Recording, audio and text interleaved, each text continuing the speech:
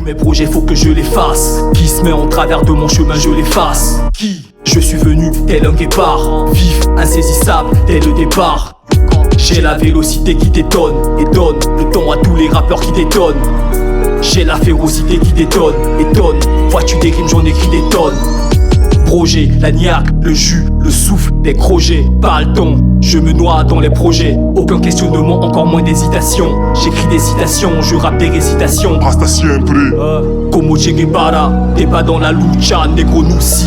Congolise, comme un noussi. Poumon Che Guevara. Yo, Congolise Mwanamboka, artiste musicien congolais, membre du clan panafricain Kemet et de la grande famille artistique Akilambe Prod. Bienvenue à vous sur l'interview Onyx CME. Toleka. Bas niveau face à eux, je me suis senti maître. Ils parlent, ils jactent, mais n'avancent même pas d'un centimètre. Au lieu de taffer, ils jouent les thugs et font les goujats. En plus, ils croient que tu peux réussir centimètre. J'ai à mon actif donc 5 corpus musicaux. Le premier c'est RAP, sorti donc le 21 juin 2021.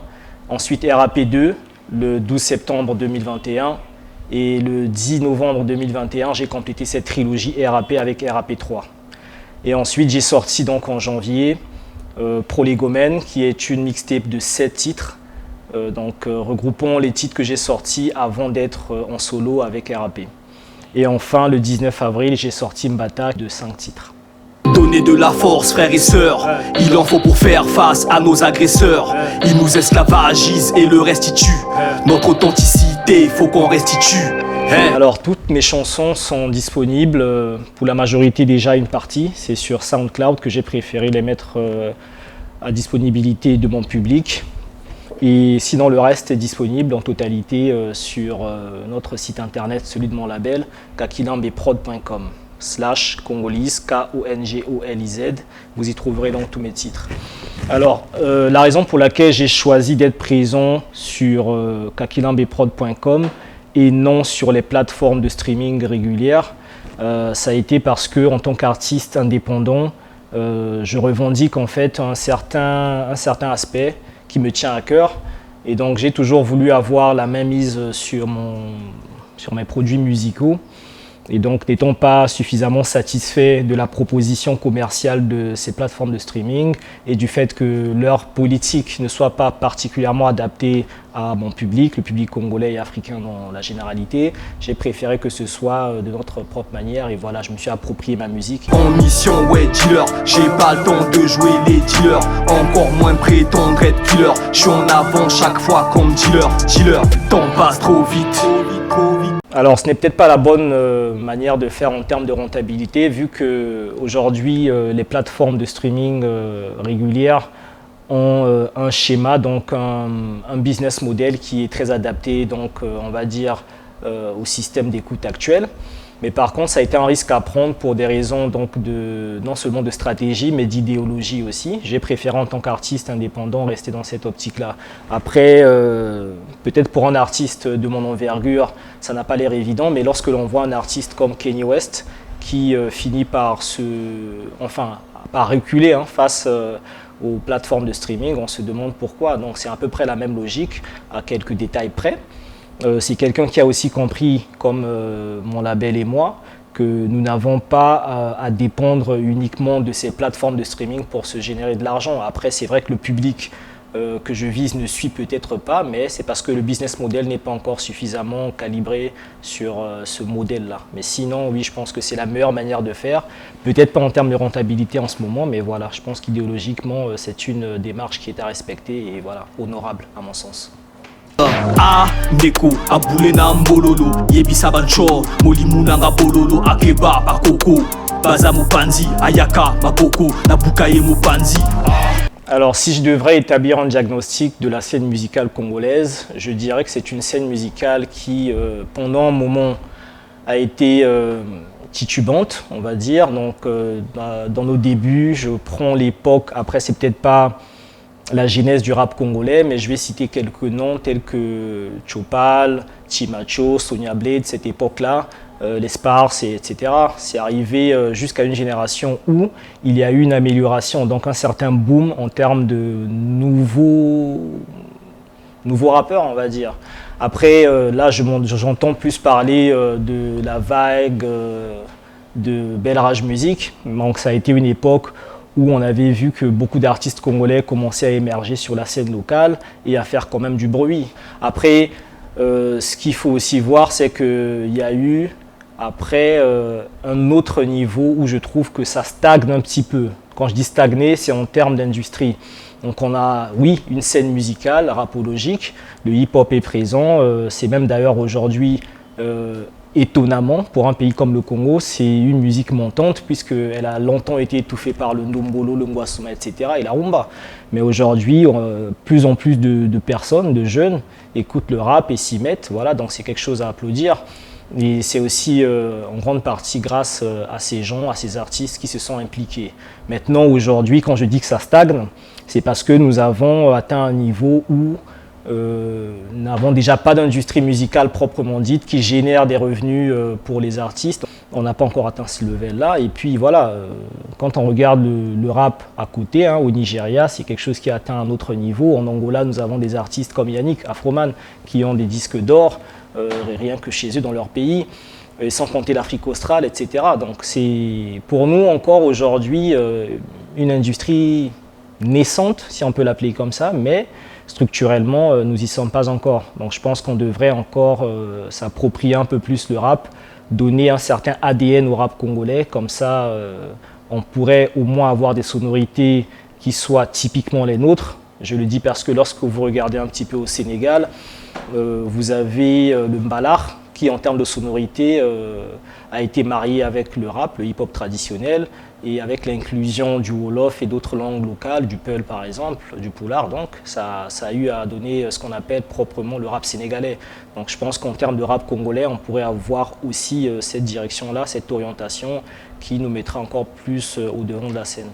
Kita osepo sunga mokili yaka epai na biso okenda otika biso na molili mawa mai na miso awa ebeba yaka kobongisa bitumba yaka kolongisa nayoki babengi yo mwana na nzambe kimia yaka kozongisa. Nous avons énormément d'artistes qui s'y mettent, mais pour ceux qui apportent une certaine particularité au rap congolais ou à la scène musicale congolaise, pour ne pas juste m'arrêter au rap, donc la scène musicale congolaise. Je citerai là, je pense à Nestelia Forest, qui a été dans une certaine mesure pionnière dans sa catégorie, dans la mesure où elle a eu à ramener une nouvelle saveur, on va dire, à la scène R&B congolaise, au style R&B, mais surtout par l'inclusion donc des mélodies typiquement traditionnelles, mais aussi des langues. Et pour rester dans le registre de la langue traditionnelle et locale, nous avons aussi un artiste comme Sam Samurai ou encore un autre comme Kikolos qui intègre un peu plus les langues locales, et ça c'est très intéressant pour nous.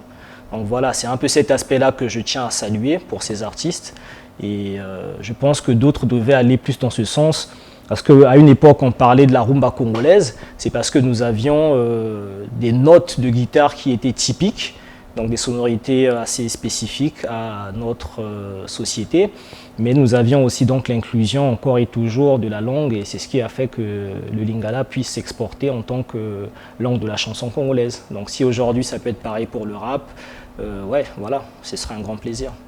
Toyepoto sepelisa baleki bayaya kotozelisa balobi tokomelisa bakuye lengi tobumelisa moto makasi tozopelisa tala bafichi bazowelisa banyama na supu tozobelisa kebaba bochi tokolelisa nyama. En termes de visibilité, c'est vraiment un point sur lequel on devrait se pencher.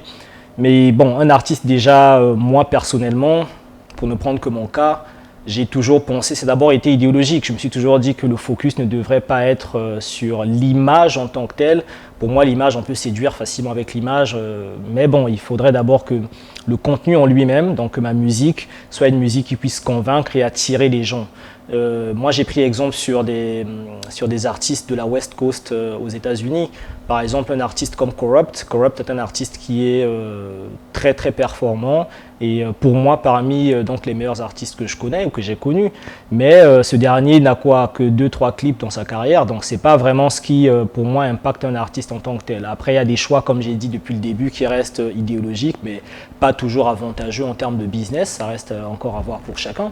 No sit back, relax or chill. Bro, from the start, I'ma go for the kill. Nigga, this is not a drill. The type of shit that gon' give you a thrill. No nigga, I don't do fuckery. You better keep my name out of your mockery. You and them other suckers. Don't you ask for finesse to do you 50 motherfuckers. Pour moi, ça dépend d'une certaine formule, donc d'un assemblage d'éléments clés. Le premier élément, c'est d'abord bien évidemment une musique qui soit suffisamment attirante pour plaire aux gens, mais aussi et surtout la visibilité de l'artiste. Quand je dis visibilité, une certaine visibilité déjà médiatique. Donc il faut que l'artiste soit quasi omniprésent à la télévision, la radio, que son son puisse être disponible pour les oreilles donc, du public. Mais il y a aussi une disponibilité sur les nouveaux médias et donc par là j'entends Internet. Il faudrait donc qu'un artiste soit être présent sur Internet, être présent sur Internet. Ça c'est très très important pour les artistes aujourd'hui. Et nous avons également donc une certaine présence scénique qui est très importante. Puisqu'un artiste fait des prestations, il est en train de prouver en fait à son public que c'est un artiste qui aime son art, mais qui aussi reste particulièrement actif. Donc ce sont ces éléments-là qui permettent à ces artistes-là d'éclore. Donc je pense que oui, beaucoup plus de clips vidéo, ce serait très intéressant. Mais encore, il faut-il faire des clips qui ne soient pas que des clips monotones, hein, avec les mêmes formules derrière, c'est-à-dire que oui, il y a de l'argent qui se balance, il y a des meufs qui sont en train de se trémousser là derrière, des voitures, etc., que l'artiste n'a pas. Après, il faut aller au-delà donc, de ces stéréotypes-là, proposer des clips vidéo qui soient construits autour d'une histoire, qu'il y ait du storytelling à l'intérieur. Et voilà que si ce public-là arrive à se retrouver dans l'image de l'artiste, que l'artiste veut renvoyer, ouais, ce serait très intéressant. Donc en conclusion sur ce point, ce que je peux dire aux artistes, c'est que lorsque l'on veut aujourd'hui, dans notre configuration actuelle, être reconnu et connu, il faut donc savoir se vendre. Donc se vendre, c'est avoir une musique qui soit suffisamment à la hauteur de son public, et surtout de savoir donc vendre ce produit musical. Kemet. Kakilambe, K-O-N-G-O-L-I-Z.